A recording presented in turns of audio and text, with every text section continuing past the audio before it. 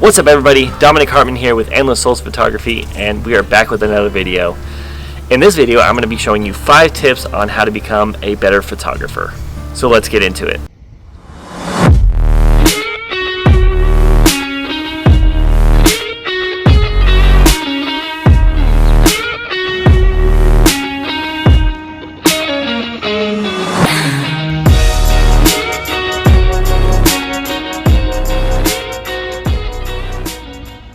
Tip number 1, learn your camera. That is one of the best things that you can learn, is knowing your camera.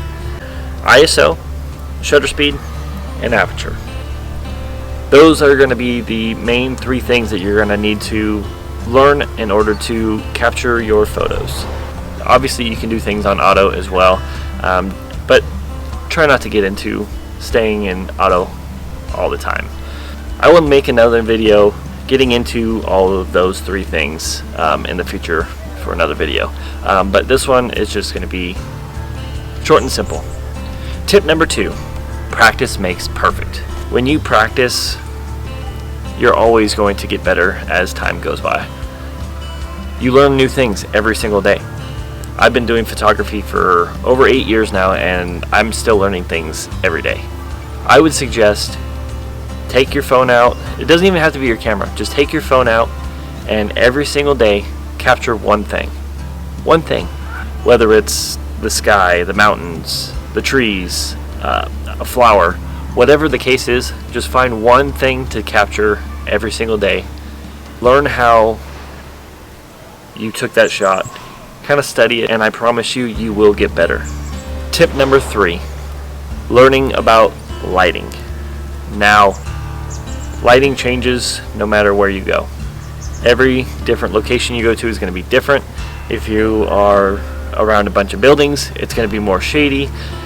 If you're going to be out, say, in the desert or by the beach, it's going to be sunny. Or if you're going to be inside, it's going to be completely dark, unless you have your lighting. So that is tip number 3. Number 4, composing your shot. So when you are composing your shot, you want to make sure that whatever you are trying to capture, that it is where your eyes go to in the photo. So if you are trying to capture, let's say there's a mountain in front of you, but right here onto the side you're going to get, say, a wall. Say there's a wall right here. When you go to capture that mountain and you have that wall in your frame, your eyes are going to go directly to the wall and not towards your subject. So if you're standing here and there's a wall, I would suggest maybe moving over a couple feet or moving forward a couple feet, just so you don't get that wall in your frame, and the mountain will be what everybody focuses on. Editing is the very last part of the process before exporting them and uploading them to social media or printing them or sending them to your clients. So with editing, you need to make sure that you don't over edit. You need to make sure that you don't overexpose your photos, underexpose your photos.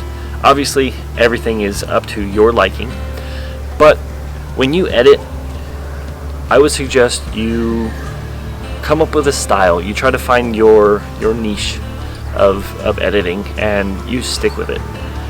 Doesn't mean you have to make every photo the exact same, but try to make it to where you can get it to where your photos all look the same, because that defines you as a photographer. Because when people see your work, they want to be able to say, hey, that is Dominic's photos. I know that because I know his editing style.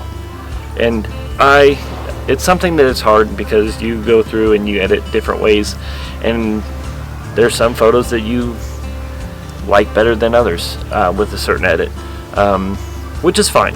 I'm not saying that you have to make all your photos the same, like I said, but try to get in that niche of finding your style. I hope this video was very helpful.